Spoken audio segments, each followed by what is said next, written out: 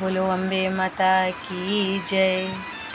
जगदम्बा घर में दियरा बारियनी हो, माँ भवानी घर में दियरा।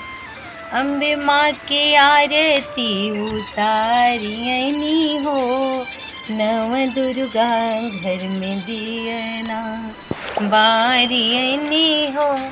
सोने की थाल गंगा जल पानी, सोने की थाल गंगा जल पानी।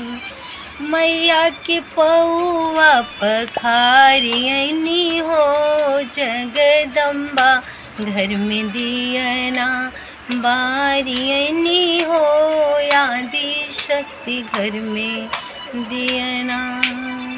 सोने की थाल में मेवा मिश्री, सोने की थाल में केला नारियल, मैया के भोग लगायनी हो, जगदम्बा घर में दियना बारियनी हो, नव दुर्गा घर में दियरा।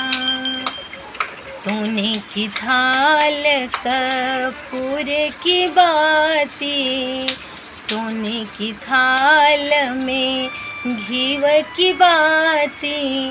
अरे मैया की आरती उतारियनी हो, उतारियनी हो, जगदम्बा घर में दियना बारियनी हो, नव दुर्गा घर में दियरा बारियनी हो, महागौरी घर में दियरा। सोने के पालन उस पे आसन बिठायो, सोने के पालनों पे आसन लगायो।